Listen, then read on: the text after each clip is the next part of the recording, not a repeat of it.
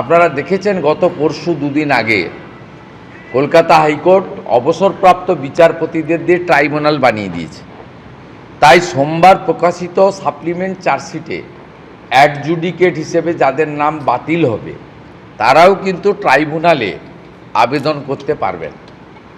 আমি অনুরোধ করব সকলকে মমতা ব্যানার্জির উস্কানিতে বা কামরুজ্জামানদের উস্কানিতে বা হুমায়ুন কবিরদের উস্কানিতে ফাঁদে কেউ পা দেবেন না। পশ্চিমবঙ্গে শান্তি বজায় রাখুন। যদি মনে করেন আমার সঙ্গে বিচার বিভাগ থেকে নিযুক্ত লোকেরা অন্যায় করেছে, আমার নাম সাপ্লিমেন্ট চার্জশিটে আসা উচিত ছিল, তার জন্যই কিন্তু মহামান্য আদালত ট্রাইব্যুনাল বানিয়ে দিয়েছে। সেখানে আবেদন করুন, বিচার নিশ্চয়ই পাবেন। মনে হচ্ছে না, তবে বাদ হবে। আমরা লড়াই চালিয়ে যাব, 6 নম্বর ফর্মে ভর্তি করে আবার অন্তর্ভুক্তির জন্য দাবি জানাবো। না হলেও নির্বাচনের মনোনয়নের শেষ দিন পর্যন্ত ফর্ম জমা দেয়, আমরা চেষ্টা করব। বিজেপি নেতারা তো টার্গেট করেই এসছে এখানটায় নির্বাচন কমিশনের সামনে রেখে। কেউ মৃত তাকে আমরা বলি না জীবিত, কেউ জীবিত তাকে আমরা বলি না মৃত। তাতে কি বাদ গেছে না বাদে তারা জানে। আমার বক্তব্য হচ্ছে যে যারা নাম বাদ গেছে তারা সবাই রাস্তায় বেরিয়ে আসুন, তাদের সকলের জন্য আমরা আছি। কার নাম বাজাচ্ছে, কেন বাজাচ্ছে, তারা সবাই বেরিয়ে আসুন রাস্তায়। এই জিনিস যে হবে, এটা যে হতে পারে, এই সম্ভাবনার কথা সব থেকে আগে আমরা বলেছি।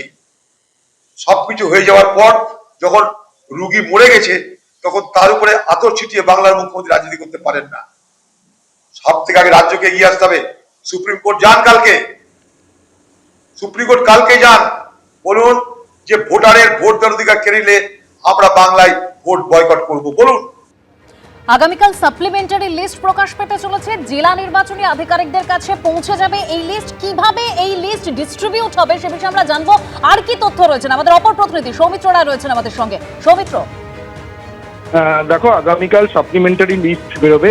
কমিশন সূত্রে যেটা খবর, নির্বাচন কমিশন সূত্রের খবর, আগামীকাল সেই লিস্ট বেরোতে সন্ধে হয়ে যাবে। সন্ধে 6টার পর এই লিস্ট বেরোবে এবং এই লিস্টে কত লাখ জনের নাম থাকবে এটা একটা সব থেকে বড় প্রশ্ন ছিল, যেটা নির্বাচন কমিশন সূত্রে যেটা জানা যাচ্ছে যে প্রায় 28 লক্ষ নাম কালকের লিস্টে বেরোবে।